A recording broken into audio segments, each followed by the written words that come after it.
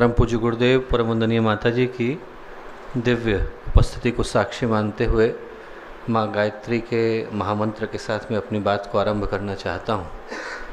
जीवन मनुष्य का भटका हुआ है और वैसे तो भटके हुए जीवन में जहाँ पर हम लोग अपने जीवन के उद्देश्य को ढूंढते और उसका अनुसंधान करते पग पग पर नज़र आते हैं, ऐसे समय में गायत्री के मंत्र का मूल्य और महत्व जिंदगी के हर क्षण में हो जाता है। पर आज के इस अवसर पर जब हम लोग स्वाधीनता दिवस भी मना रहे हैं और रक्षाबंधन भी मना रहे हैं, इस अवसर पर शायद गायत्री मंत्र का जो मूल्य है और महत्व है वो शतगुणित हो जाता है, सहस्र गुना हो जाता है। इसलिए हो जाता है कि यदि हम लोग वेदों को पढ़ें तो वेद कहते हैं कि गयान प्राणान त्रायते सा गायत्री। वो ऋषि जिनने सबसे पहले गायत्री का अवगाहन किया, उनका दर्शन किया, उनका प्राकट्य देखा, उन विश्वामित्र ने जब गायत्री की व्याख्या करी तो कहा गयान प्राणान त्रायते सा गायत्री। गायत्री वो शक्ति है जो प्राणों की रक्षा करती है, हमारे प्राणों को मजबूती देने का काम, संबल देने का काम, शक्ति, सामर्थ्य, बल देने का काम गायत्री करती है। बाहर का बल आदमी का चुक जाता है, शक्ति एक न एक दिन खत्म हो जाती है, शरीर का जो तेज है वो चला जाता है, मन की क्षमता भी कुंद पड़ने लगती है, भावनाएं भी कमजोर पड़ने लगती हैं। पर यदि आदमी के अंदर आत्मा का बल है, मन का बल है, तो वो शक्ति और सामर्थ्य आदमी को कहीं पर चुकने और थकने नहीं देते और वो कार्य गायत्री करती है। प्राणों की रक्षा करने का दायित्व गायत्री का है। और उपनिषद पढ़ें आप, पुराणों को पढ़ें तो वो कहते हैं गातारम त्रायते अस्मात् गायत्री तेन गीयते। हमारे अंदर के कर्मों से स्वाधीनता दिलाकर हमें परमात्मा तक पहुंचाने का माध्यम और सहारा गायत्री बनते हैं। तो उस दृष्टि से देखें तो स्वाधीनता की देवी भी गायत्री हैं और रक्षा की देवी भी गायत्री है। आज का जो इस अवसर है वो इन दोनों को एक साथ लेकर के आया है और उन दोनों को हमारे जीवन में लाने का कार्य माँ गायत्री करते हैं। और एक महत्वपूर्ण अवसर है, एक चिंतनीय और उल्लेखनीय अवसर है, क्योंकि आज हम सम्मान उन शहीदों को देते हैं जिनके शौर्य, त्याग, बलिदान के कारण और शहादत के कारण हम लोग एक खुले भारत के अंदर, आज़ाद भारत के अंदर सांसें ले पाते हैं।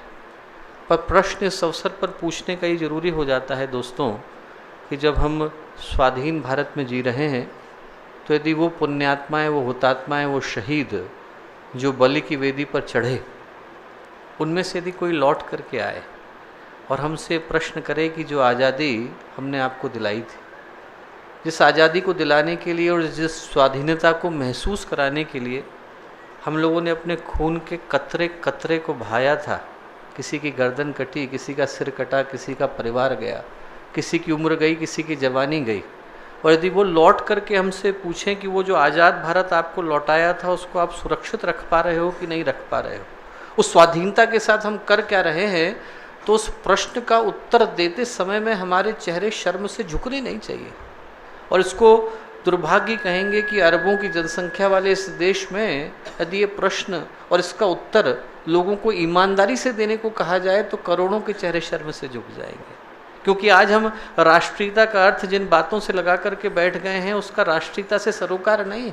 राष्ट्रीयता का अर्थ ये नहीं है कि साल में एक बार जब क्रिकेट का मैच हो और मेरे अंदर रवानगी चढ़े और मैं अपने चेहरे पर तिरंगा पोत करके बाहर निकल जाऊं। राष्ट्रीयता का अर्थ ये भी नहीं है कि आदमी एक बार जोर से भारत माता की जय लगाए और उसके बाद फिर वो करने में जुट जाए जिससे भारत माता की जड़ें खोखली होती है। राष्ट्रीयता का अर्थ ये भी नहीं है दोस्तों कि हम लोग दूसरे देशों के ऊपर या अन्य लोगों के ऊपर अपने आक्षेपों को शुरू करें। राष्ट्रीयता का अर्थ उन लोगों के व्यक्तित्वों से निकल करके आता है जिनने इस राष्ट्र को बनाने में अपने खून के कतरे कतरे को लगाया। गुरुदेव का जीवन आप देखिए, 14 वर्ष के थे, उनके दांतों के अंदर झंडा दबा हुआ था, गिरने नहीं दिया, चाहे आक्रांताओं के डंडे उनके शरीर के ऊपर गिरते रहे। ऐसे में यदि वो गुरुदेव, वो भगत, वो सुभाष, वो गांधी, वो आज़ाद लौट करके आते हैं और हमसे पूछते हैं कि स्वाधीनता का मूल्य हम लोगों ने क्या रखा, तो चेहरा झुकना नहीं चाहिए। हमारे को वो भारत उनको उपहार के रूप में लौटाना चाहिए जिसके ऊपर उनको नाज हो, फक्र हो। ये फूट का, ये विभाजन का, या शिक्षा का, या अराजकता का, या व्यवस्था का, या गंदगी का, ये गरीबी का भारत देखने के लिए उन लोगों ने अपने जीवन को कुर्बान नहीं किया था। 24-24 साल के थे भगत सिंह, 24 साल के थे जतिन वाघा, 24 साल के थे राम प्रसाद बिस्मिल। जब उनकी जानें गई, और जब शहीद शहादत पर जाता है तो वो अकेला शहीद नहीं होता, उनका परिवार भी शहीद होता है। हमारे बच्चों को थोड़ी सी तकलीफ हो जाए और कहीं हम ऑफिस में बैठे हैं और कोई बोले कि बच्चे का हाथ कट गया है, तो आदमी दौड़ता है बैंडेड लगाने को। और कल्पना करके देखें कि उन बच्चों की माँओं को कैसा लगा होगा जब उनको पता चला होगा कि भगत सिंह अब लौट करके आने वाले नहीं हैं। उनको तो पता भी नहीं चला था कि अंतिम संस्कार हुआ कहाँ है। एक दिन पहले छुपा करके उनके शरीर को फांसी दे दी गई थी। ऐसे बहुत सारे लोग हैं दोस्तों जिसमें शहीद ही नहीं गए पर उनके परिवार भी शहादत से गुजरे हैं।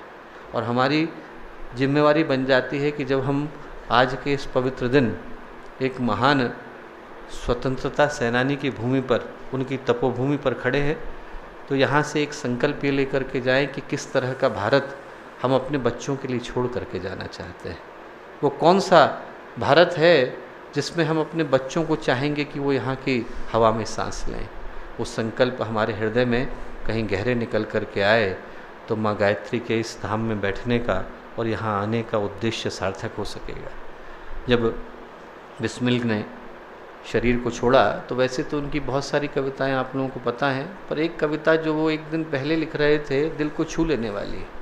उनने लिखा उसमें, जब अपने परिवार के लिए पत्र लिखा तो कविता में क्या लिखा, उनने लिखा कि न चाहूँ मान दुनिया से, न चाहूँ स्वर्ग को जाना, मुझे वर दे यही माता रहूँ भारत पे दीवाना।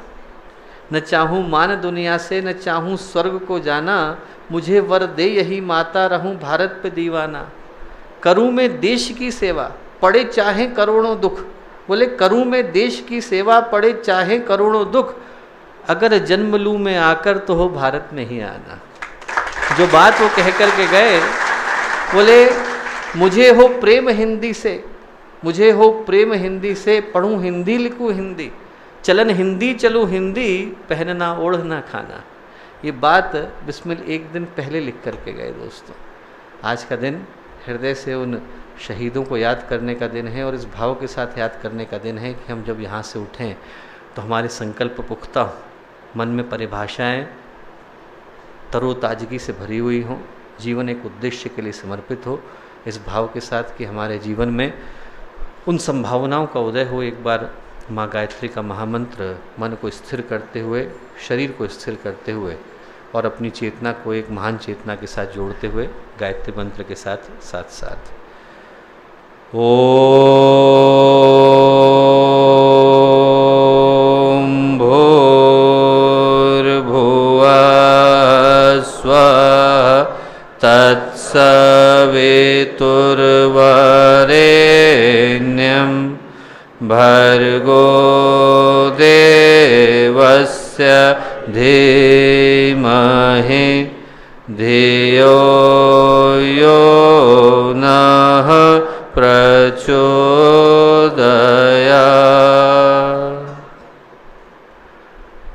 परम पूज्य गुरुदेव परमवंदनीय माता जी के दिव्य संरक्षण में आज के इस पवित्र अवसर पर शांति कुंज की इस पावन भूमि पर हम लोग मिल रहे हैं और इस शुभ अवसर पर इस विशिष्ट शिविर में हम लोगों के साथ उपस्थित आदरणीय श्री दुबे मामा जी, अम्बेकर जी भाई साहब, आशीष, मनीष, योगेश, यहाँ उपस्थित शांति कुंज के सभी कार्यकर्तागण और दिल्ली से आए हम लोगों के सभी युवा भाई और बहनों, आप सबका शांति कुंज में बहुत सारा स्वागत है।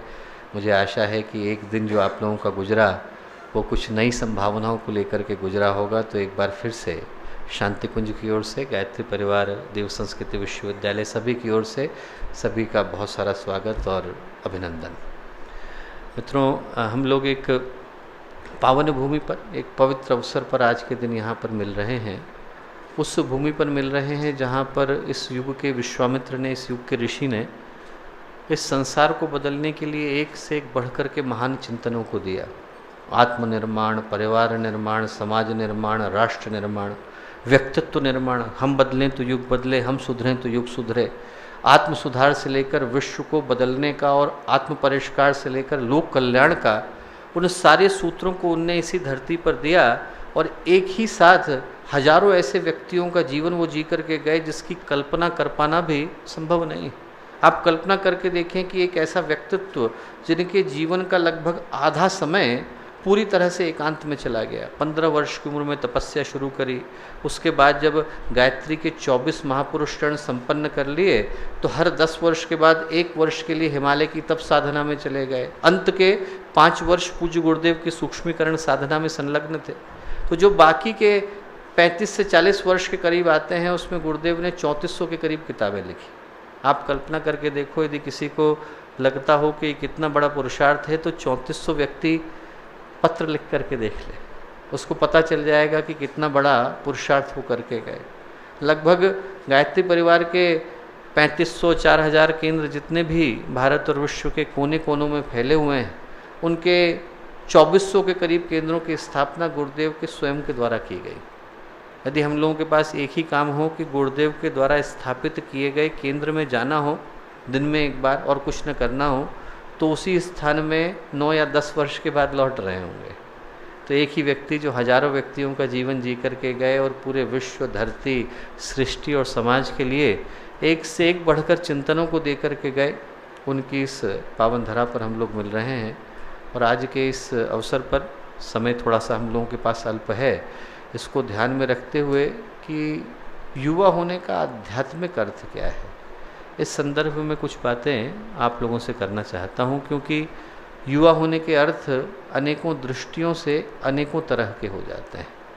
सामान्य दृष्टि से देखें, सोशियोलॉजी और एंथ्रोपोलॉजी की दृष्टि से देखें, बायोलॉजी की दृष्टि से देखें, तो युवा होने की जो परिभाषा है वो तो एक उम्र के कटघरे से निकल करके आती है। जैसे ही व्यक्ति 18 का नहीं होता वैसे ही उसको युवा होने की एक जिम्मेवारी मिल जाती है, चाहे आप चाहते हो चाहे न चाहते हो, चाहे आपका मन युवा बनने का करता हो या न करता हो, पर वो जिम्मेवारी सहजता से आ जाती है। तो सोशियोलॉजी, साइकोलॉजी, मॉलिक्यूलर बायोलॉजी, इन की दृष्टि से, इवोल्यूशन की दृष्टि से जो परिभाषाएं हैं वो भिन्न हो जाती हैं। माता पिता की दृष्टि से परिभाषाएं भिन्न हो जाती हैं। माता पिता से हम पूछ करके देखें तो युवा होने का अर्थ है कि हमारा बच्चा बड़ा हो गया है, उसके विवाह की समय आ गया है, उसको अब जॉब पर जाना पड़ेगा, उसको रोजगार करना पड़ेगा, अब हमको कमा करके खिलाएगा, घर की जिम्मेवारियां उठाएगा। युवा होने की दृष्टि से देखें तो ये वो समय है जहाँ पर जीवन की दिशाएं स्पष्ट रूप से तय होते हैं। यदि यहाँ पर व्यक्ति को सही दिशा मिल जाए तो व्यक्तित्व मजबूती की ओर चला जाता है, और यदि इस समय में व्यक्ति के व्यक्तित्व को कमजोरी मिल जाए तो व्यक्तित्व विकृति की ओर चला जाता है। ये वो समय है जहाँ पर आदमी चाहे तो उत्थान की ओर चला जाए और चाहे तो पतन की ओर चला जाए। दोनों तरह की संभावनाओं को तय करने का समय ये है जब हम रिश्तों से लेकर रोजगार, हर क्षेत्र में अपने जीवन की नई परिभाषाओं को ढूंढते हुए नजर आते हैं। तो युवा होने की परिभाषाएं अनंत हैं, देखने की दृष्टियाँ अनेकों दृष्टि से हैं, और देश देश के अनुसार परिभाषाएं बदल जाती हैं। इंग्लैंड में आप बैठें तो युवा होने का अर्थ दूसरा हो जाता है, भारत में आप बैठें तो युवा होने का अर्थ दूसरा हो जाता है, और भारत में भी यदि आप विभिन्न स्थानों पर बैठें तो युवा होने की अर्थ, परिभाषाएं और भाव बदल जाते हैं। पर इन सारी परिभाषाओं में, इन सारे अर्थों में जो भाव सबसे ज़्यादा महत्वपूर्ण है वो आध्यात्मिक दृष्टि से है कि आखिर यौवन की आध्यात्मिक परिभाषा और आध्यात्मिक भाव क्या निकल करके आता है। यदि उस दृष्टि से हमें यौवन को परिभाषित करना हो दोस्तों, तो श्रीमद् भगवद गीता में भगवान श्री कृष्ण के मुंह से एक बड़ा महत्वपूर्ण सूत्र निकला है। उस सूत्र को एक बार याद कर लेना जरूरी होगा, क्योंकि उस सूत्र के अंदर से यौवन की परिभाषा निकल आती है। जब 14वां अध्याय शुरू होता है तो भगवान श्री कृष्ण अर्जुन से कहते हैं कि यज ज्ञात्वा मुनिः सर्वे पराम सिद्धिमितो गता। कहते हैं कि अर्जुन, मैं तुझे वो ज्ञान देने वाला हूँ जिसको प्राप्त करने के बाद जो बड़े बड़े मुनिजन भी हैं वो भी परम सिद्धि को प्राप्त कर जाते हैं। कि छोटे इंसानों की तो आप छोड़ दीजिए, साधारण इंसानों की तो आप बात ही मत करिए, जो मुनिजन हैं, जो बिल्कुल उस श्रेष्ठता के अंतिम शिखर पर जाकर के उपस्थित हैं, उनकी मुक्ति का कारण भी ये सूत्र बन जाता है। ये वो ज्ञान है, ऐसा भगवान श्री कृष्ण कहते हैं। ज्ञान क्या है? ज्ञान बड़ा साधारण सा है। ज्ञान वो कहते हैं कि इस संसार में मनुष्य और मनुष्य के अतिरिक्त जितनी भी योनियां हैं, क्योंकि योनि एक नहीं है, अनेकों हैं, सहस्रों हैं, नाना प्रकार की योनियां हैं। मनुष्य है, मनुष्य की इतर योनियां हैं, हमसे ऊपर की उच्च कोटि की योनियां हैं। देव हैं, गंधर्व हैं, यक्ष हैं, किन्नर हैं, उपदेवता है, अधिदेवता है, प्रत्यभिदेवता है, संत हैं, सिद्ध हैं, महात्मा है, ऋषि हैं, मुनि हैं। ये हमसे ऊपर के लोकों में निवास करते हैं। और हमसे अधो योनियां हैं, भूत हैं, प्रेत हैं, पिशाच हैं, असुर हैं, दैत्य हैं, दानव हैं, शाकिनी हैं, डाकिनी हैं। पुराणों की यदि योनियों को आप छोड़ भी दें और यदि आप विज्ञान की दृष्टि से देखें तो जलचर हैं, नभचर हैं, उभयचर हैं, जंतु योनियां हैं, जीव योनियां हैं, स्थावर हैं, जंगम हैं। विज्ञान आज की तारीख में 72 लाख के करीब प्राणियों को खोज पाया है। हम लोग 84 लाख की बात करते थे, एक दिन वो भी आएगा जब 84 के 84 लाख योनियों को हम लोग जान करके बैठे होंगे। तो योनियां असंख्य हैं। और भगवान श्री कृष्ण कहते हैं कि जितनी योनियां हैं, इन सारी योनियों में जहाँ पर भी प्राणी है और जहाँ पर भी शरीर है और जहाँ पर भी आकृति है, इनको देने का काम कोई ना कोई माँ तो करती है। किसी न किसी माँ से तो जीवन निकल करके आया, कहीं ना कहीं से तो उस व्यक्ति ने, उस प्राणी ने शरीर को धारण किया। गर्भ कहीं का है। वो कहते हैं अलग अलग गर्भों को दिखने के बावजूद इन सारे गर्भों को जोड़ने वाली माँ एक है। जगत माता, जगत जननी, आदि शक्ति माँ गायत्री। सारे गर्भों की डोर एक ही माँ से जुड़ी हुई है। और बोले जितने भी प्राणी हैं इनके अंदर चेतना का बीज डालने का काम मैं एक ही पिता करता हूँ, मैं ही परम पिता हूँ। तो एक सबकी माँ है जो जगन माता है और एक सबके पिता है जो परम पिता है। एक जड़ प्रकृति के अध्यक्ष हैं और एक चेतना प्रकृति के अध्यक्ष, और दोनों एक दूसरे के बगैर अधूरे। शरीर हो पर प्राण न हो तो किसी मूल्य का नहीं रह जाएगा। यदि प्राण चला जाए तो ये शरीर प्राणी नहीं रह जाता, लाश बन जाता है। और यदि प्राण हो पर यदि उसको अभिव्यक्त करने के लिए शरीर न हो तो उसका कोई मूल्य नहीं रह जाता। इलेक्ट्रिसिटी हो पर बल्ब नहीं हो तो क्या फ़ायदा है, और बल्ब हो और इलेक्ट्रिसिटी नहीं हो तो क्या फ़ायदा है। आपको जीवन को जन्म देने के लिए दोनों ही शक्तियों की आवश्यकता पड़ती है, एक जड़ है और एक चेतन है। और इन दोनों के मध्य का जो वार्तालाप है, इन दोनों के मध्य का जो डायलॉग है, वो प्रकृति के 3 गुणों के माध्यम से चल रहा है, जिसको हम सत, रज और तम बोलते हैं। आप सोचेंगे कि आज के इस डिस्कशन में मैं सत, रज और तम को क्यों ले आया। इसलिए ले आया दोस्तों क्योंकि वहीं से यौवन की परिभाषा निकल करके आती है। ये एक बड़ी अद्भुत बात है। आप ज़रा ध्यान से देखना, आप सभी लोग इंटेलेक्चुअल और इलाइट वर्ग से निकल करके आए हैं। ध्यान से देखना आप इस बात को, इस और किसी की दृष्टि निगाहें नहीं जाती। बड़े बड़े दार्शनिक इस बात को भूल जाते हैं, पर जिसने भी सृष्टि की उत्पत्ति की खोज करी और इस क्षेत्र में अनुसंधान किया, वो सारे के सारे 3 की गिनती पर आकर के रुक जाते हैं। गीता और सांख्य इस पूरी सृष्टि के खेल को सत, रज और तम कहते हैं। तो योग भी 3 तरह के योग गिनाता है, राजयोग है, वैदिक योग है, हठ योग है। तंत्र उसी को इड़ा, पिंगला और सुषुम्ना का खेल बोल देता है। और यदि हम वैदिक परंपरा में देखें तो 3 तरह की शक्तियाँ आ जाती हैं, जिनको हम त्रिमूर्ति या त्रिदेव बोलते हैं। एक ब्रह्मा है, एक विष्णु है, एक महेश। जब सृष्टि का निर्माण शुरू होता है तो ब्रह्मा जी को याद किया जाता है, वो रचयिता हैं, सृष्टि का निर्माण करते हैं, तप करते हैं, और तप करने के बाद जब सृष्टि की रचना करते हैं तो जिम्मेवारी भगवान विष्णु को दे देते हैं। आप भगवान ब्रह्मा का जिक्र उसके बाद सुनते नहीं। सृष्टि का निर्माण हो गया, काम अब भगवान विष्णु का है। भगवान विष्णु पालन करेंगे, पोषण करेंगे, संवर्धन करेंगे। He is the नर्चरर, he is the one who is maintaining the entire system. वो इस पूरे सिस्टम के एक तरह से आप पालन करता बोल लीजिए। फिर एक दिन ऐसा आता है कि वो थकने लग जाते हैं, उनके जो गुण हैं वो जीर्ण शीर्ण होने लग जाते हैं। जब होने लग जाते हैं तो वही भगवान शिव, जो पूरी सृष्टि के समय में कल्याणकारी रूप लेकर के बैठते हैं, अघोर हैं, भोले भंडारी, जिनका हृदय बिल्कुल निर्मल है, जो भोलेनाथ हैं, उनका वो स्वरूप निकल कर के आता है जिससे आदमी दहल जाता है। उनके कंधे पर पड़ा नाग, जिसको वो यज्ञोपवीत की तरह से धारण करते हैं, वासुकी, उसके मुख से ज्वालाएं निकलती हैं। उनके सिर पर चढ़ा चंद्रमा लाल हो जाता है, उनके जटाओं से निकलने वाली गंगा प्रवाह में बदल जाती है, और उनका पैर जो है वो डमरू कांपने लगता है। वहाँ से जहाँ से माहेश्वर सूत्र निकले वो प्रलय के स्वरों में बदल जाते हैं, और उनका जो स्वरूप है वो रुद्र और रौद्र हो जाता है, और उसके आधार पर प्रलय की रचना होती है। सृष्टि है, स्थिति है, प्रलय। 3 तरह की रचनाएं त्रिमूर्तियों से निकल करके आते हैं। और इसी को आयुर्वेद त्रिदोष बोल देता है, इसी को बुद्ध त्रिपटिक बोल देते हैं। यहाँ तक कि भौतिक विज्ञान भी जब पदार्थों की रचना की बात करता है तो प्रोटॉन, इलेक्ट्रॉन और न्यूट्रॉन पे आकर के रुक जाता है कि यही तीन शक्तियां हैं, पॉजिटिव है, नेगेटिव है, न्यूट्रल है, जो सारे के सारे मॉलिक्यूल्स की रचना करते हैं। पर जो कहानी का मूल स्रोत है वो ये है कि जिस सत, रज और तम की हम बात कर रहे हैं, एक जगह प्रकाश है, एक जगह निष्क्रियता है और एक जगह पर बीच में सत है। इन तीन गुणों के माध्यम से प्रकृति सारी ओर से हमसे प्रश्न कर रही है। कभी हमारे जीवन में अच्छी घटनाएं घटती हैं, कभी बुरी घटती हैं, कभी एकदम आदमी के अंदर उत्साह आ जाता है, कभी एकदम डिप्रेशन आ जाता है। यदि अपने जीवन को देखें तो कभी आपका मूड आपके चाहे बगैर डिप्रेशन में चला गया है, कभी आपका मूड आपके चाहे बगैर उत्साह में बदल गया है। आदमी कभी सोने की ओर है, कभी निष्क्रियता की ओर है, कभी अवरोध की ओर है, कभी ठहराव की ओर है, और कभी उसके अंदर एकदम से उमंगें आ रही हैं, उत्साह आ रहा है और नई नई योजनाएं बना रहा है, महत्वाकांक्षाएं, कामनाएं जन्म ले रही हैं। इन सब के मध्य में प्रकृति हमसे प्रश्न कर रही है और इन प्रश्नों का हम उत्तर देते हैं। जब हम उत्तर देते हैं तो कर्म का निर्माण होता है। कर्म हमारे पर उधार की तरह से चढ़ गया है। जहाँ आपके पास उधार आया वहाँ पे व्यवस्था बनानी पड़ेगी कि चुकाएं कैसे। आप कैपिटल से चुकाओगे कि इंटरेस्ट से चुकाओगे, सूद से चुकाओगे कि ब्याज से चुकाओगे। जो व्यवस्था बनी वो कहलाती है संस्कार। अब जैसे ही ये उधार तय हुआ और ये तय हुआ कि इसको आपको चुकाना है तो बैंक खोलना पड़ेगा। बैंक का नाम है चित्त।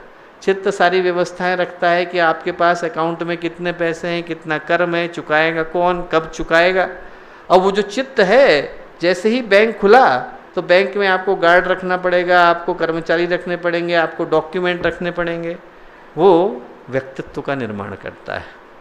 हमने उत्तर दिया, कर्म बना, कर्म संस्कार में बदला, संस्कार चित्त में बदला, चित्त जो है वो व्यक्तित्व का निर्माण करता है। और ये कहानी अनंत चलती रहती है। जिसकी समझ में आ गया कि यहाँ पर खेलने वाले और खिलाने वाले दोनों भगवान हैं, वो चैन से बैठ जाता है, त्रिगुणातीत हो जाता है। जिसको ये समझ में आ गया कि यहाँ पर मैं बेकार ही यहाँ पे परेशान हो रहा हूँ, बेगानी शादी में अब्दुल्ला दीवाना, यहाँ पे हमारा कोई रोल नहीं है, करने वाले भी वही हैं, कराने वाले भी वही हैं, वो शांत होकर बैठ जाता है। महाभारत में कथा आती है, बर्बरीक की घटोत्कच का पुत्र था।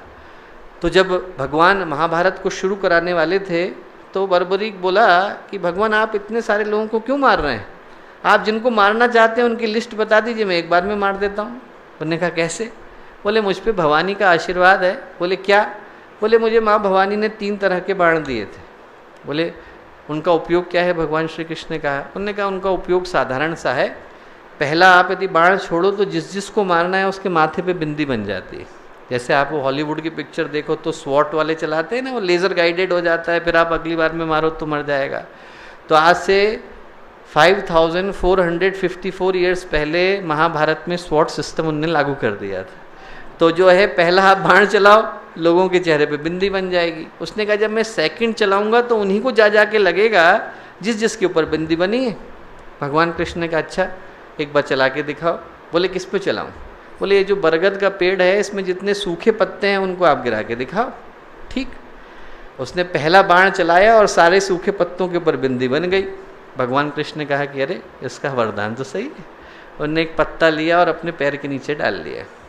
अगला उसने चलाया तो सब जगह पर जाके लगा, भगवान के पैर को छू नहीं सकता था। पूरा जो वरदान था वो बाकी के सारे पत्ते तो गिर गए, एक छूट गया तो वरदान खाली चला गया। खाली चला गया तो अब बर्बरीक जो है उसको अपने प्राण त्यागने का ये था कर्ज कि यदि ये वरदान खाली गया तो प्राण जाएंगे। माँ भवानी प्रकट हुई। माँ भवानी ने कहा कि वरदान तो मेरा था। भगवान श्री कृष्ण से बोली, बोले आपने इसमें व्यवधान क्यों डाला? भगवान श्री कृष्ण बोले कि ऐसा है, महाभारत में सिर्फ लोगों को मारना नहीं है, उनको उनके कर्म के अनुसार सजा देनी है। यदि एक ही बार में सब मार दिए गए तो फिर पूरा का पूरा सृष्टि का चक्र ही बाधित हो जाएगा। बोले इसलिए मैंने इसको रखा। माँ भवानी बोली कि भाई आपने सही किया, पर चूंकि आपने अपने पैर के नीचे पत्ता छुपाया है, बोले इसलिए जिस जगह पर आपने तलवे के अंदर पत्ते को रखा है वो आपके शरीर का सबसे कमज़ोर हिस्सा होगा। जिस दिन जरा आप पर तीर चलाएगा तो इसी तलवे पर लगाएगा। तो भगवान कृष्ण का जब शरीर छूटा तो उसी तीर को खाने से छूटा। और वो जो बर्बरीक था, बर्बरीक बोला कि प्रभु आपने सही किया, पर मेरा मन बहुत था कि मैं महाभारत देखूं, अब मेरा गर्दन तो आप काट रहे हैं। भगवान बोले गर्दन काट रहा हूँ, प्राण नहीं ले रहा हूँ। गर्दन काट दी और उसको पेड़ के ऊपर बिठा दिया। बोले तुम यहाँ से बैठ के महाभारत पूरी देखो, लाइव टेलीकास्ट चल रहा है, स्टार टीवी पे आ रहा है, हाई डेफिनेशन है। बोले आराम से बैठ करके देखो, और जिस दिन महाभारत का एंड हो जाएगा उस दिन जो है बेटा मैं तुम्हारे प्राण ले लूँगा। बैठा दिया। एक सिपाही मारा गया। अब दोनों के बीच में लड़ाई हो गई कि दुर्योधन की उससे मरा है कि भीम की उससे मरा है। दोनों अपनी अपनी बात लेकर के पहुँचे। अब दोनों की गदाओं के निशान थे। उन्होंने कहा कि ऐसा है भाई, ये थर्ड एम्पायर तो वहाँ बैठा हुआ है। बोले वो जो बर्बरीक है उससे पूछते हैं कि भाई आप तो सभी कुछ देख रहे हो, आपको तो पता है कि किसने किसको मारा, उनसे पूछ करके देखते हैं। बर्बरीक के बाद सब लोग पहुँचे कि आप तो पूरा युद्ध देख रहे हो, आप बताओ कि किसने किसको मारा। भगवान श्री कृष्ण ने कहा हाँ बताओ बर्बरीक किसने मारा। बर्बरीक बोला भगवान क्यों मजाक करते हैं। बोले मैं यहाँ से देख रहा हूँ कि सभी ओर से आप ही लड़ रहे हैं, मारने वाले भी आप हैं, मरने वाले भी आप हैं। बोले इधर से आप चलाते हैं, उधर से माँ भवानी आती हैं और खप्पर में खून लेकर के चली जाती हैं, सब ओर से तो आप ही हैं।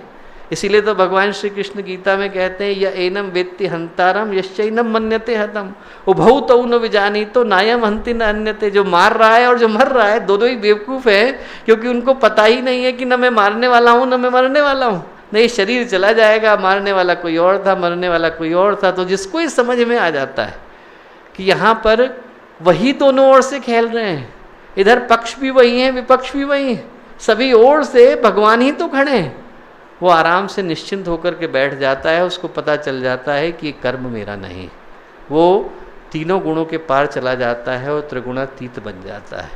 उसी को हम लोग स्थित प्रज्ञ बोलते हैं, उसी को हम लोग योगी बोलते हैं। स्वामी रामकृष्ण परमहंस ने एक बड़ी प्यारी बात बोली। उन्होंने कहा कि जो प्रकृति है वो क्या है, चौके में काम करने वाली माँ है और उसके कई सारे बच्चे हैं, मैं बच्चा हूँ, आप सब बच्चे हैं।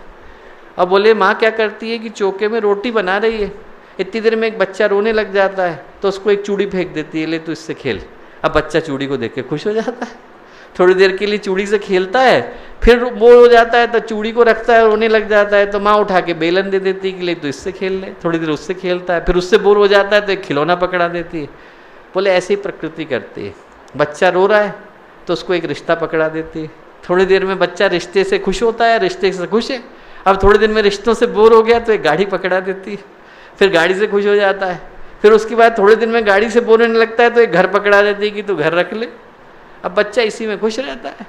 बोले इनमें से एक बच्चा, रामकृष्ण परमहंस बोले कि एक बच्चा वो है जिसको ये समझ में आ जाता है कि पागलपन चल रहा है भैया, बार बार एक चूड़ी पकड़ा रहे, बेलन पकड़ा रहे, क्या चल रहा है। तो बोले एक है उसको समझ में आ जाता है कि ये पागलपन में अब भाग नहीं लेना। तो प्रकृति उससे कहती है कि बेटा तेरी समझ में खेल आ गया, तू बाहर जाकर के बैठ, जिनको खेल में मजा आ रहा है उनको खेलने दे। और जिनके समझ में आ गया है उनका नाम बुद्ध है, जिनको वो गेम समझ में आ गया उनका नाम गुरुदेव है, जिनको वो गेम समझ में आ गया उनका नाम विवेकानंद है, जिनको नहीं समझ में आया वो घरों में रस ले रहे हैं, गाड़ियों में रस ले रहे हैं, वो उलझे हुए हैं। और ये खेल अनंत चलता है। 3 खिलौनों का खेल है, एक का नाम है सत, एक का नाम है रज और एक का नाम है तम। तम जो है वो आलस्य की और जड़ता की अवस्था है। जैसे पत्थर पड़ा हुआ है, हिलेगा नहीं, पहाड़ी से ले जा करके आप नीचे गिरा दो तो भागता चला जाएगा। वो लुढ़कने में जो उसको गति आई उसका नाम है रज। हमारे जीवन में जो महत्वाकांक्षा की गति है, जो हमारे जीवन में त्वरा है, तीव्रता है, योजनाएं हैं, कल्पनाएं हैं, वो रज से निकल करके आती हैं। इसीलिए आप बच्चे में देखो तो बच्चे में रज का एकदम उसके अंदर प्रभुत्व है, उसके अंदर रज का आधिपत्य है। बच्चे को आप उठा करके रख दो, भी आप छोटे से बच्चे को ले आओ, सो करके उठा हुआ हो, खाना मिला हुआ हो, पकड़ना मुश्किल हो जाएगा, चक्कर घिन्नी की तरह से भागता है बच्चा, एकदम हवाई जहाज बन जाएगा कमरे के अंदर। अभी 3 दिन पहले मैं एक कार्यक्रम में था, हम लौटे जैसे ही एयरपोर्ट पर आए तो एयरपोर्ट पर एक बड़ा सा खंभा लगा हुआ था बीच में। अब जब तक देखते देखते तब तक एक बच्चा आया, खंभे के ऊपर चढ़ गया। अब उसको नीचे उतार करके कौन लाए, तो फायर ब्रिगेड वालों को बुलाना पड़ा, क्योंकि चढ़ तो गया पर उतारना नहीं आ रहा था। तो क्या है, बच्चा ऐसे ही, बच्चे को क्या है कि आप प्राणों का प्रवाह है, आप छोटे से बच्चे को दीजिए, और यदि आप वृद्ध को देखिए तो प्राण चला गया है। अब बेचारे के लिए एक एक कदम भी उठाना भारी पड़ जाता है। एक तरफ प्राणों का प्रवाह है और एक तरफ धीरे धीरे प्राण जा रहे हैं। एक तरफ ऊर्जा है पर अनुभव नहीं, एक तरफ अनुभव है पर ऊर्जा नहीं। इन दोनों के बीच में संतुलन को बिठाने के लिए सत की आवश्यकता पड़ती है। सत्य से संतुलन शब्द निकला है, सत्य से समग्रता शब्द निकला है। और वो जो सत का काम है वो यौवन का काम है। यौवन का काम है कि वह इन दोनों के मध्य संतुलन को निकाले। जैसे एक चढ़ता हुआ सूरज बिल्कुल बीच में पहुंच गया है, इधर भी प्रकाश है उधर भी प्रकाश है, बीच में जो आज के दोपहर का सूर्य है वो यौवन का सूर्य है। जब आदमी के पास ऊर्जा भी है, उत्साह भी है, पवित्रता भी है, प्रखरता भी है, और इसलिए आदमी को संतुलन बिठाने का जो काम है वो यौवन का काम है। यदि एक तरफ चला जाए, रज की तरफ चला जाए तो उन्मादी हो जाएगा, अहंकारी हो जाएगा, रावण बन जाएगा, दुर्योधन बन जाएगा। आदमी उधर चला गया तो सिकंदर बन जाएगा, और यदि दूसरी तरफ चला गया तो डिप्रेशन में चला जाएगा। तब में ही गिरता चला गया तो डिप्रेशन हो जाएगा, आदमी सुसाइड की सोचने लगेगा, मरने की सोचने लगेगा। दोनों के मध्य संतुलन बिठाने का काम यौवन का है। यौवन तब सार्थक होता है जब व्यक्ति के पास ऊर्जा भी हो, प्रखरता भी हो, जोश भी हो, पर समझदारी भी हो। आदमी के पास साहस हो, शौर्य हो, पराक्रम हो, पर संवेदना भी हो। उसके पास गति हो, संभावनाएं हो, क्षमताएं हो, पर विवेक भी हो। जब दोनों चीजें होती हैं तो फिर आदमी के पास यौवन सार्थक होता है। परशुराम से जब पूछा, उनके मित्र ने, जो ऋषि थे, उनने कहा आप किस तरह के यहाँ पे शिष्य तैयार करते हो? तो परशुराम बोले अग्रे चतुरो वेद पृष्ठे सशरौ धनौ। बोले ऐसे शिष्य हम तैयार करते हैं जिनके कंधे पे धनुष है। बात करके देखो, आपकी जबान काट लेंगे। बोले कंधे पर धनुष है पर मुख पर वेदों के मंत्र हैं। बोले ऐसे हम यहाँ पर शिष्य तैयार करते हैं जिनके पास साहस है, समझदारी भी। जब चंद्रशेखर आज़ाद लड़ाई के लिए तैयारी करा रहे थे तो उन्होंने डायर का पुतला ला करके रखा और अपने साथियों से कहा कि गोली चलाओ इसके ऊपर। तो एक के मन में इतना गुस्सा आया कि उसने धड़ाधड़ 20 गोलियां दाग दी उसके ऊपर। चंद्रशेखर आज़ाद बोले कि तुम गोली मत चलाना। बोले क्यों? मैंने तो सारे निशाने पे लगाई हैं। बोले निशाने पे तो लगाई हैं बेटा, पर तुम होश खो बैठे हो। बोले चलाते समय में उत्साह तो होना चाहिए पर होश भी होना चाहिए। बोले यदि डायर को देख करके तुम्हारे मन में इसी तरह की भावना आ गई तो हाथ कांप जाएगा। बोले हाथ तभी रहेगा जब आपके पास संतुलन हो। यौवन का अर्थ संतुलन से। और यदि हम लोग देखें तो जीवन में जो सबसे आसान दिखने वाली घटना है जिसको हम संतुलन बोलते हैं, वही शायद जीवन की सबसे कठिन घटना है। आदमी बैठा है पर एक छोटी सी घटना से संतुलन चला जाता है। आप बैठे हो और अभी एक मच्छर कान में आके भिनभिनाने लगे तो पूरा का पूरा संतुलन चला जाएगा। कोई व्यक्ति बैठा है और वहाँ पे दूर पे टेलीफोन की घंटी बजने लगे तो आदमी का संतुलन चला जाएगा। आदमी घर से बाहर निकला और सामने वाले ने नई गाड़ी ली, मन का संतुलन चला जाएगा। आदमी घर से बाहर निकला और सामने वाले की जॉब लग गई और आपकी नहीं लगी, संतुलन चला जाता है। आप घर से बाहर निकले और आप जिसको पसंद करते हो उससे कोई और बात कर रहा है, संतुलन चला जाता है। आदमी का मन तुरंत बिखर जाता है। हमको लगता है कि हम संतुलन में, पर हम संतुलन में हैं कहाँ? हम तो खंडित व्यक्तित्व के साथ जी रहे। हमारे जीवन में उपस्थिति तो है, उपलब्धता नहीं। आप लोग प्रेजेंट हो पर अवेलेबल नहीं हो। आदमी का जो व्यक्तित्व है उसके 3 हिस्से होते हैं, चिंतन है, भावनाएं हैं और कर्म है। हमारे पास शरीर है, मन है और आत्मा है। आप यहाँ पर उपस्थित हो तो आपके शरीर के 3 तल हैं। एक से आप कर्म कर रहे हो, एक से आपका मन जा रहा है और एक से भावनाएं जा रही हैं। शरीर यहाँ पर हो और मन कहीं और पर हो, शरीर यहाँ पर हो और भावनाएं कहीं और पर हो, तो हमारा व्यक्तित्व फ्रैक्चर्ड है। Then we have got a fractured personality, then we have got a खंडित व्यक्तित्व। तो फिर हमारे अंदर जो व्यक्तित्व है उसमें संतुलन नहीं, तो फिर हम संतुलन को लेकर के कैसे आए? जीवन का जो सबसे साधारण सूत्र लगता है दोस्तों, वही कठिन हो जाता है। पहले तो ये सोच करके देखें कि हमारा संतुलन जाता क्यों है। जाता इसलिए है क्योंकि हमारा दुश्मन बाहर नहीं बैठा, हमारा दुश्मन हमारे मन के अंदर बैठा है। वो मन जो हमारा मित्र भी हो सकता है, वही हमारा सबसे बड़ा शत्रु है। आज महर्षि अरविंद का जन्म दिवस है। उनने एक बड़ी प्यारी बात कही है। उनने कहा कि it is a gift to have an ability to think, it is a gift to have an ability to think, but it's a miracle to have not an ability to think. यदि आदमी का मन 1 second के लिए शांत हो जाए तो इससे बढ़कर के चमत्कार नहीं घट सकता। हमारे जीवन में जितनी समस्याएं आ रही हैं वो सोचने से तो आ रही हैं। आप कहीं से जा रहे हो और कोई आपको देख करके मुस्कुराया नहीं, बस अब मन ने कल्पनाएं शुरू कर दी। मन जो है वहाँ से बातें शुरू करेगा कि अरे यार ये कल भी नहीं मुस्कुरा रहा था, क्या बात है, परसों भी मैंने देखा था, मुझको घूर के देख रहा था। और आज से 3 साल पहले मुझे याद है, एक बार हम किसी के घर पे बैठे थे तो वहाँ पे इसने सबको पानी के लिए पूछा था, पर मेरे को नहीं देखा था।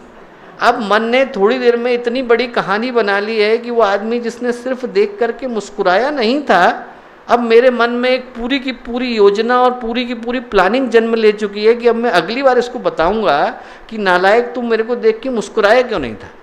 अब आदमी के अंदर क्या है, पूरी की पूरी प्लानिंग आ गई। घटना छोटी सी घटी थी, घटना मात्र इतनी घटी थी कि सामने वाला नहीं मुस्कुराया था और शायद उसने मुझे देखा भी ना हो, शायद उसकी अपनी कोई तकलीफ़ें या परेशानियां चल रही हों, पर इतनी देर में हमारे मन का जो संतुलन है वो पूरा चला गया। लौटाने के लिए क्या किया जाए? लौटाने के लिए किया जाए कि ये जो विचारों की भीड़ है जिसमें हम लोग घिरे हुए हैं, इससे हट कर के अपने मन में शांति के लिए एक निर्जन द्वीप को खोजा जाए। हमारे ही मन के अंदर एक द्वीप मौजूद है जहाँ पर यदि हम लोग शांति के साथ बैठ जाए तो हम अपने व्यक्तित्व के केंद्र को पा जाते हैं, और यदि हम अपने व्यक्तित्व के केंद्र को पा जाते हैं तो जीवन में सब कुछ पा जाते हैं। हर चीज़ जो आपको मिलती है दोस्तों, वो एक न एक दिन छिन जाती है। जिस चीज़ के पास आप आज दौड़ रहे हो वो मिलते ही पुरानी हो जाती है। आदमी आज एग्ज़ाम पास करने के लिए दौड़ रहा है, एग्ज़ाम पास होते ही उसका मूल्य खत्म हो जाता है। एग्ज़ाम पास करने के बाद आप जॉब के लिए दौड़ते हो, जॉब मिलते ही जॉब पुरानी हो जाती है। आदमी रिश्तों के लिए दौड़ता है, रिश्ते मिलते ही बासी हो जाते हैं। घर मिलते ही किसी मूल्य का नहीं रह जाता, गाड़ी मिलते ही किसी मूल्य की नहीं रह जाती। पर यदि आपने अपने आप को पा लिया और आप अपने व्यक्तित्व के केंद्र में जाकर स्थिर हो गए और शांत हो गए, वो आपसे कोई छीन नहीं सकता है। इसीलिए बुद्ध शब्द का जो अर्थ है वो ये है कि जिसने अपने आप को ढूंढ लिया हो, अपने आप को पा लिया हो। न जाने कितने जन्मों में भटकने के बाद यदि हम अपने आप को पा जाते हैं तो उससे बढ़ कर के उपहार हम अपने आप को दे नहीं सकते। और वो करने के लिए क्या करने की आवश्यकता है? वो करने के लिए बहुत सिंपल से तरीके हैं जिनको करने की आवश्यकता है। पहला तो ये कि ज़िंदगी के प्रत्येक दिन 10 मिनट अपने लिए निकालने की आवश्यकता है। और आप देखो तो हम जिंदगी में बाकी सारी चीज़ों के लिए समय निकालते हैं, अपने लिए नहीं निकालते। हमारी ज़िंदगी की सारी दौड़ें हमें हमसे बाहर की ओर ले जा रही हैं। हम जो भी कर रहे हैं, चाहे जॉब कर रहे हैं, चाहे कुछ और कर रहे हैं, हम किसी न किसी के सपनों को पूरा करने के लिए दौड़ रहे हैं। कभी माता पिता ने सपना देखा होगा कि हमारा बच्चा IAS ऑफिसर बन जाए, हम सपने के पीछे लग गए। हमने किसी दोस्त को देखा होगा कि दोस्त जो है वो IAS ऑफिसर बन गया, हम वो करने के लिए जुट गए। हो सकता है कि आप चित्रकार बनना चाहते हो सकता है कि आप म्यूजिशियन बनना चाहते हो, पर हमारी ज़िंदगी की सारी दौड़ें हमें हमारे केंद्र से बाहर की ओर ले जा रही हैं। 10 मिनट हमें लौट कर अपने आप को ढूंढने की आवश्यकता है। और जब हम अपने आप को ढूंढते हैं, हमारी दृष्टि उधर की तरफ न होकर इधर की तरफ होती है, तो व्यक्ति शांति को और समग्रता को महसूस करता है। नाम आप लोगों ने सुना होगा विपासना, और जो विपासना शब्द है वो ध्यान से नहीं निकल करके आया। वी का मतलब है उल्टा, पश्ना का मतलब है देखना, और एक बड़ी प्यारी घटना से निकल करके आया है। भगवान बुद्ध समाधि में बैठे थे, आपको पता है 12 वर्ष के लिए ध्यान में थे। एक और महान व्यक्तित्व सामने से निकले, महावीर। देखा कि भगवान बुद्ध की आंखें बंद हैं, उनने भगवान बुद्ध को प्रणाम किया और बोले कि आंखें तो बंद करिए साहब। लोगों ने देखा तो लोग हंसे, जैसे आप हंसे वैसे वो भी हंसे कि क्या बोल रहे हैं। 6 साल के बाद फिर से निकले, बोले आंखें अभी भी बंद नहीं हैं। लोगों को लगा रहे क्या बोल रहे हैं, फिर लौटे। तो जब पहला प्रवचन अपना दे रहे थे भगवान बुद्ध, सारनाथ में थे, आंखें खुली थीं, भगवान महावीर ने प्रणाम किया और बोले कि साहब बड़ा खुशी हुई, आपकी आंखें आज बंद हैं। सब लोगों ने कहा कि कौन सी भाषा में बात कर रहे हैं साहब, आंखें खुली थी तो बंद कह रहे हैं, बंद है तो खुली थी। भगवान बुद्ध बोले वो जो बोल रहे हैं ठीक बोल रहे हैं। पहली 2 बार जब आए तो चमड़े की आंखें बंद थीं पर मन की आंखें खुली थी। मन भटक रहा था, बाहर की सोच रहा था। आज आए हैं तो चमड़े की आंखें खुली हैं पर मन की आंखें बंद हो गई हैं। मैं वहाँ ठहर गया हूँ जहाँ मुझे ठहर जाने की आवश्यकता है। अब ज़िंदगी में और कोई दौड़ बाकी नहीं रह गई, शांत स्थिर। और जैसे ही आदमी अपनी ओर लौटना शुरू करता है वैसे ही ज़िंदगी की दौड़ें थम जाती हैं, ज़िंदगी के जो भटकाव हैं वो शांत हो जाते हैं। जब अंगुलीमाल भगवान बुद्ध को मारने के लिए भागा तो उसने अपना खड्ग निकाला और निकाला, बोला अरे कहाँ भाग रहा है, मैं तुझे मारूंगा। भगवान बुद्ध के पीछे भागा, पहुँच नहीं पाया तो जोर से चिल्लाया, बोले भागता कहाँ है, मैं तुझे पकड़ना चाहता हूँ। भगवान बुद्ध बोले भाग कौन रहा है बेटा? बोले मैं तो कब का ठहर गया हूँ, भाग तो तू रहा है। बोले तू भी ठहर जा तो तू भी भिक्षु बन जाएगा। जब हम ठहर जाते हैं और ठहरने का मतलब जब मन ठहर जाता है, तो मन जैसे ही ठहरा, उसके अंदर कोई दौड़ें, उसके अंदर कोई कल्पनाएं, उसके अंदर कोई वासनाएं, उसके अंदर कोई तृष्णाएं जन्म नहीं लेती, तो वहीं पर एकाग्रता आ जाती है। वहाँ पर हमारे जितने भी प्रयास हैं, हम लोगों के प्रयास सफल नहीं हो पाते, क्योंकि मन तो बिखरा हुआ है। हम पढ़ने के लिए बैठे हैं तो उसी समय में मन 50 बातें सोच रहा है। अभी हमने किताब खोली नहीं कि हम IAS ऑफिसर भी बन गए और हम भारत की कैबिनेट में भी बैठे हुए हैं और हम लोग प्लानिंग भी बना रहे हैं। अभी तो किताब की तीसरी लाइन भी नहीं आई है, पर आदमी का मन उसको पता नहीं कहाँ ले गया है। हमारे जितने भी प्रयास हैं वो बिखर जाते हैं, क्योंकि ऊर्जा भटक जाती है। और जैसे ही आपकी ऊर्जा एक जगह पर होती है, पतंजलि कहते हैं तत्र प्रत्येकता नता ध्यानम, जैसे तेल की धारा बहती है तो इधर से उठाओ तो उधर चली जाती है, वैसे ही हमारी सारी ऊर्जा एक जगह पर जाकर के लग जाती है, और जैसे ही लगी वैसे ही हम संतुलन को प्राप्त हो जाते हैं। पहली जो चीज़ वो ये है कि 10 मिनट अपने लिए निकालिए। और क्या करने के लिए निकालिए? अपनी समीक्षा करने के लिए निकालिए। गुरुदेव ने कहा और 2 बड़े प्यारे सूत्र दिए, और उसको यदि व्यक्ति करता है तो मन बिल्कुल शांत हो जाता है। सुबह आप बिस्तर से उतरे, उससे पहले अपने कदम जमीन पर नहीं रखे हैं, उससे पहले गुरुदेव ने कहा कि ये सोचें कि एक ही दिन जीवन जीने के लिए मिला है। कल किसने देखा है? एक ही दिन जीवन जीने के लिए मिला है, हर दिन नया जन्म, हर रात नई मौत। और गुरुदेव ने कहा आपने नीचे पैर रखा, उससे पहले अपने आप से पूछिए कि यदि एक ही दिन जीवन जीने के लिए है तो कैसे जीना चाहता हूँ, और ऑटोमेटिकली आपकी ऊर्जा एक ही जगह पर आ जाएगी। आप आज की प्लानिंग बना लीजिए, और जब रात को सोने के लिए जाइए तो सोने में अपनी आँखों को बंद करने से पहले एक बार 5 मिनट के लिए पूछिए कि मैं जिस तरह से जीवन को जीना चाहता था वैसे ही जिया कि नहीं जिया। एक आत्मबोध है, एक तत्वबोध है, एक चिंतन है, एक मनन है। यदि इन दोनों चीज़ों को हम करते हैं तो मन की ऊर्जा एक जगह पर आ जाती है। अपनी समीक्षा करने का वो समय है, निष्पक्ष आत्म समीक्षा करने का समय है, क्योंकि आदमी अपनी समीक्षा नहीं कर पाता। हम यदि देखें तो हम लोग अपनी समीक्षा जो करते हैं, या हम अपने विषय में जो जानते हैं वो कितना जानते हैं? हम जो अपने विषय में जानते हैं वो तो पब्लिक ओपिनियन है।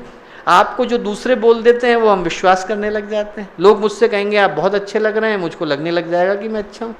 40 लोग मिलकर के कहने लग जाएंगे कि आप खराब लगने लग रहे हैं, तो मेरे को लगने लग जाएगा कि मैं खराब हूँ। आप एक बच्चे को पकड़ लीजिए, उसको बताइए मत, जो आज यहाँ क्लास में नहीं था, यहाँ से बाहर निकलिए और आप 30 लोग इकट्ठे हो जाइए और उससे कहिए भैया थक गए हो, बीमार हो गया, आज थोड़ा ऐसा लग रहा है, दिल्ली से आए तो थोड़ी हरारत सी लग रही है, थोड़ा हाथ छू करके देगा, माथे पे छू के देखा, 30वां व्यक्ति करेगा, उस आदमी को बुखार आने लग जाएगा। इतना ज़्यादा हम पर लोगों के पूछने का प्रभाव पड़ता है और लोगों के बोलने का पड़ता है कि हमें पता भी नहीं चलता कि कब हम पब्लिक ओपिनियन हो जाते हैं। आप सामान्य व्यक्ति की छोड़ दीजिए, प्रयोग करके देखा उन लोगों ने, गूगल, अल्फ़ाबेट, सोनी, बड़ी बड़ी कंपनी, सैमसंग के CEOs को बुलाया, इतना बड़ा हॉल था, उसमें बिठा करके बिठा दिया, उनको ऐसे बैठने को कह दिया, उनको कहा कि देखिए साहब आपको दूसरे कमरे में लेक्चर लेने के लिए जाना है, आप यहाँ बैठिए। बैठ गए वो लोग। जब बैठ गए तो उस कमरे में 8 लोग थे जो एक्टिंग कर रहे थे। उनको नहीं पता था कि एक्टिंग कर रहे हैं। एक जन हूवर कर रहा था, एक जन बिजली का तार ठीक कर रहा था, एक जन कुछ और कर रहा था। पर उन एक्टर को क्या सिखाया गया था कि आप कुछ भी कर रहे हो, जैसे ही घंटी बजेगी आपको आपकी जगह पे खड़े हो जाना है। घंटी कभी भी बज सकती है, जैसे घंटी बजे ऐसे खड़े हो जाना है। और ये लोग जो सोनी के CEO थे, सैमसंग के CEO थे, क्या बड़ी बड़ी कंपनी के CEO थे, maximum 1% could resist was 8 times। 8वीं बार के बाद वो व्यक्ति भी खड़ा होने लग गया, बिना ये पूछे कि खड़ा क्यों हो रहा हूँ साहब, बिना ये लोगों से जाने कि मैं खड़ा क्यों हो रहा हूँ, क्योंकि हर कोई खड़ा हो रहा है तो मैं भी खड़ा हो रहा हूँ। आदमी जो है इस तरह से पब्लिक ओपिनियन हो जाता है कि उसको पता नहीं चलता कि कब हम औरों की तरह से सपनों की इस दुनिया में उलझ गए हैं और दौड़ रहे हैं। अपने आप को जो ढूंढने का पथ है वो संतुलन का पथ है। इस भीड़ भाड़ के दृश्य में अपने आप को आप न भूलें, और जैसे ही वो एकाग्रता आती है मन में संतुलन आता है। और जब व्यक्ति जीवन को इस तरह से जीता है कि जिधर से भी आ रहा है, हम लोग परेशान होने लग जाते हैं। दोस्तों, इस बात को आप अपनी ज़िंदगी से रिलेट करके देखना। हम परेशान इसलिए होने लग जाते हैं क्योंकि हम काम को करने से पहले अपनी चॉइसेस को थोप देते हैं। हमें लगता है कि ये काम ऐसे ही होना चाहिए, और जब हमारे दिमाग में प्रेफरेंस पहले आ गई तो अब जो भी घटेगा वो हमारे ज़िंदगी में दुख ही दे करके जाएगा। हमको पहले से ही लगता है कि हमारी ज़िंदगी में सुख यहीं से आ सकता है, हमें लगता है कि हमारे सुख की परिभाषा ये है, पर हो सकता है कि मैं जिस तरह से सुख को चाहता हूँ उस तरह से न मिलने वाला हूँ। लोगों के रिश्ते सफल क्यों नहीं हो पाते? इसलिए नहीं हो पाते क्योंकि रिश्तों की परिभाषाएं दो लोगों के लिए भिन्न भिन्न हो जाती हैं। एक ने अपने मन में पहले ही सोच लिया है कि यदि इसी तरह का व्यक्ति मिलेगा तो मन में शादी होएगी, नहीं तो नहीं होएगी। अब यदि मिल भी गया तो हो सकता है वैसा नहीं होगा, या मेरे दिमाग में जो आदर्श व्यक्तित्व की कल्पना है हो सकता है दूसरा उसमें फिट न बैठे। पर यदि हम लोग एक सेकंड को ये सोचें कि जो भी मेरे पास आ रहा है, जो भी रास्ता भगवान लेकर के आ रहा है, चाहे अच्छा या बुरा, क्रोध या करुणा, कृपा या कोप, जो भी आ रहा है वो सारा का सारा भगवान के पास से आ रहा है। जिंदगी उसी क्षण मुस्कुराहट में बदल जाती है। आपके पास जो घट रहा है भगवान घटाना चाह रहे हैं, क्या दिक्कत की बात? जो हो रहा है सो अच्छा हो रहा है। जो जिंदगी में जितनी भी चीज़ें आ रही हैं वो सारी की सारी खुशियाँ ही लेकर के आ रही हैं। और ऐसे में होता क्या है कि कभी कभी जिंदगी में भगवान दरवाज़ा खोलते हैं, पर चूंकि हमारी दृष्टि बंद दरवाजे की ओर है तो हम भूल जाते हैं कि उधर दरवाज़ा खुला हुआ है। हम लोग चूंकि निगेटिव को देखने में इतना उलझे हुए हैं कि हम भूल जाते हैं कि पॉजिटिव किधर हो रहा है। वैसे ही जैसे ही आदमी को लगता है कि हर जगह पर पॉजिटिव है, जिंदगी खुशी में बदल जाती है, संतुलन में आ जाती है। एक प्यारी सी घटना आती है कि एक राजा थे और वो उनका जो महामंत्री था, जब भी कोई घटना घटती तो कहता अरे साहब माँ गायत्री की कृपा है, बड़ा आशीर्वाद। तो राजा को बड़ा बुरा लगता था। राजा को लगता था कि साहब करने वाला मैं हूँ, ये बार बार माँ गायत्री को बीच में क्यों ले आते हैं। तो एक दिन राजा जो है शिकार के लिए गए, तीर चढ़ाया, एक सूअर कहीं से आया और हाथ पे टकराया, खून बहने लगा। खून बहने लगा, राजा ने मंत्री की ओर देखा, मंत्री बोले अरे माँ गायत्री की बड़ी कृपा है साहब। बोले क्या बात कर रहे हो यार, माँ गायत्री की कृपा कैसे हो गई, मेरा हाथ कट गया है, खून निकल रहा है। बोले तुम निकल जाओ यहाँ से। उनने गाली दी, उनको भगा दिया। मंत्री बोले साहब इसमें भी माँ गायत्री कोई ना कोई कृपा ही होगी। जाके बैठ गए, तपस्या करने लगे। राजा अंदर जंगल में चले गए, अंदर गए, मोटे ताजे थे, वहाँ पे कबीले वाले थे, उनने पकड़ लिया। उनने कहा आज तो बहुत बढ़िया माल मिला है, इसको तो हम चढ़ाएंगे। ले गए और बांध करके और देवी के सामने रख दिया। पुजारी ने खड्ग उठाया कि चलाएंगे, काटेंगे। जैसे ही देखा कि हाथ कटा हुआ है, खून निकल रहा है, अंग भंग की बलि नहीं दी जा सकती। उनने तुरंत उनसे कहा कि भैया इनको छोड़ दो। राजा ने कहा अरे भाई माँ गायत्री की बड़ी कृपा हुई, आज तो जीवन बच गया हमारा। उन्होंने कहा सबसे पहले वही मंत्री जी को पकड़ा जाए जिनने इतना बड़ा ज्ञान दिया। मंत्री जी को पकड़ा, मंत्री जी तपस्या कर रहे थे। मंत्री जी बोले साहब चलो बहुत अच्छा, आपका जीवन बच गया। उन्होंने कहा कि मंत्री जी एक बात बताओ, मेरा बचा सो बचा, मेरे पे कृपा हुई, आप पे क्या कृपा हुई? आपको तो इतनी गालियाँ भी मिली हैं, आपको मैंने मंत्री पद से हटाया, देश निकाला भी दिया। बोले साहब आपसे ज़्यादा बड़ी कृपा तो हम पे हुई। बोले कैसे? बोले आपने न दिया होता, आपके साथ होते तो आपकी उंगली तो कटी हुई थी, आपकी बलि नहीं चढ़ती, हमारी तो चढ़ गई होती। तो इसलिए क्या है कि जिंदगी में घट तो बहुत कुछ रहा है। अब एक सेकंड अपनी जिंदगी में सोचें, जो घट रहा है वो नए रास्ते कितने खुल के जा रहा है। जो घटा आदमी की ज़िंदगी में सुख के दरवाजे खोल के जा रहा है। हम लोग सागर में थे तो जो तिवारी भाई साहब हैं, जिनके विश्वविद्यालय में कार्यक्रम हो रहा था और बड़े अद्भुत व्यक्तित्व दोनों भाई जो हैं एक से एक बढ़ कर के हैं, उसमें जो छोटे वाले भैया हैं वो अपना जीवन का उदाहरण दे रहे थे कि वो आईएएस के बच्चों को पढ़ाते थे, उनके पढ़ाने वाले बहुत सारे बच्चे आईएएस बन गए पर उनका पास नहीं हुआ। तो इतना ज़्यादा उनको डिप्रेशन हो गया कि साहब मेरे पढ़ाए हुए बच्चे आईएएस बनते जा रहे हैं और मैं खुद नहीं निकल पा रहा हूँ। तो एक दिन क्या हुआ, उनने आत्महत्या के लिए सल्फास की गोली खा ली। बोले इतनी कड़वी लगी कि भैया मैंने फेंक दी। बोले मैंने तुरंत फेंक दी। बोले इतनी देर में हमारे बड़े भैया आए जो चांसलर हैं विश्वविद्यालय के। अब वो बोले कि तू क्यों परेशान होता है, चल अपन स्कूल खोलते हैं। तो उनने स्कूल खोलने शुरू करे और एक से फिर दूसरा, दूसरे से तीसरा, लंबी कहानी है। पर आज 2-2, 3-3 विश्वविद्यालय वो लोग चला रहे हैं और न जाने कितने एजुकेशन इंस्टीट्यूशन चला रहे हैं।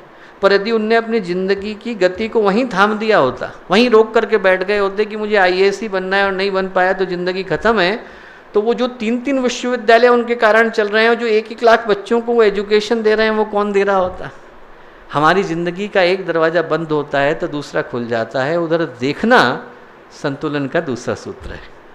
और तीसरा सूत्र है दोस्तों, जब हमारे जीवन में एकदम जिसको ये कहा जाए रिसेप्टिबिलिटी और ग्राह्यता आती है, जब हम लेने को तैयार होते हैं। भगवान तो देने को हर क्षण तैयार हैं पर आदमी लेने को तैयार नहीं होता। यदि हम लेने को तैयार होते हैं, हमारे अंदर ग्राह्यता आती है, रिसेप्टिबिलिटी आती है, तो फिर आदमी के जीवन में संतुलन निकल करके आता है। हर क्षण कहीं ना कहीं से कोई ना कोई सूत्र हमें सिखाने के लिए आ रहा है। व्यक्ति को मात्र सीखने के लिए तैयार रहने की आवश्यकता है, और जो सीखने के लिए तैयार होता है उसके लिए जीवन का हर क्षण IAS की परीक्षा बन जाता है, जीवन का हर क्षण एक नए सौभाग्य का द्वार बन जाता है। और जो सीखने को तैयार न हो उसके लिए भगवान सामने भी आकर के खड़े हो जाएं तो वो अवसर भी यूं ही आकर के चला जाता है। जब ये तीनों के तीनों सूत्र हमारे जीवन में आते हैं तो फिर व्यक्ति के जीवन में संतुलन का उदय होता है। और जब संतुलन आ जाए, मन शांत एकदम ऐसा हो जाता है जैसे ठहरी हुई नदी। और जब ठहरी हुई नदी होती है तो अपने अंदर बहुतों को समेट लेने की सामर्थ्य रखती है। हम मन की परेशानियों को, मन की उद्विग्नताओं को, मन की चिंताओं को, मन की उलझनों को यहीं स्वाहा करके जाएं।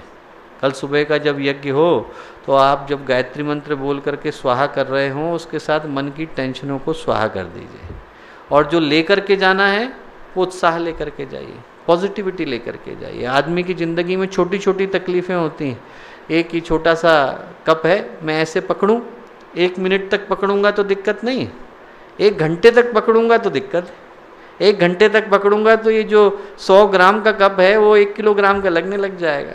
और ज़िंदगी भर पकड़ूंगा तो हो सकता है आपको हाथ काटना पड़ जाए। वैसे ही ज़िंदगी की तकलीफ़ें छोटी छोटी बातें होती हैं, 1 मिनट में भूल गए तो 100 ग्राम की होती हैं, और यदि आप 1 घंटे तक याद रखोगे तो 1 किलोग्राम की होती हैं, और यदि आप ज़िंदगी भर याद रखोगे तो फिर वो व्यक्तित्व के ऊपर बोझ बन जाती हैं। ये सारी छोटी छोटी तकलीफ़ें जो हमारी ज़िंदगी की गति को रोक देती हैं, उनको यहीं विदाई दे दीजिए, गुड बाय कर दीजिए, उनको आप अरिवदरची और चाओ कह दीजिए। और उसके बाद फिर यहाँ से जब जाइए तो एकदम नई संभावनाओं के साथ जाइए। ये ज़िंदगी आदमी को सुखद संभावनाओं को साकार करने के लिए मिलती है। होश भी नहीं आता उससे पहले जीवन चला जाता है। आदमी को समझ विकसित हो उससे पहले तो गुड बाय का समय हो जाता है। आदमी के पास चेकआउट का नोटिस आ जाता है, शरीर देखते देखते बूढ़ा हो जाता है। हम लोग यदि यहाँ आए तो एक अच्छे संकल्प को, अच्छी ऊर्जा को, अच्छी भावना को लेकर के यहाँ से जाएं, और उसको लेने के लिए उस संतुलन को अपने जीवन में स्थान देने की आवश्यकता है। वो संतुलन जो अतीत और भविष्य के बीच का सेतु बनता है, जो परंपरा और विवेक के बीच का सेतु बनता है, जो परिवार और समाज के बीच का सेतु बनता है, वो यदि संतुलन हमारे अंदर आता है तो जीवन नई संभावनाओं को साकार कर पाता है। वो संतुलन आपके अंदर आए जो यौवन की परिभाषा है, जीवन को दिशा देने का माध्यम है। ऐसी शुभकामनाएं और ऐसी मंगल कामनाएं। हमारे YouTube चैनल शांति कुंज वीडियो गायत्री परिवार को सब्सक्राइब करें एवं बेल आइकन जरूर दबाएं ताकि गायत्री परिवार की विभिन्न गतिविधियों की जानकारी आपको मिलती रहे।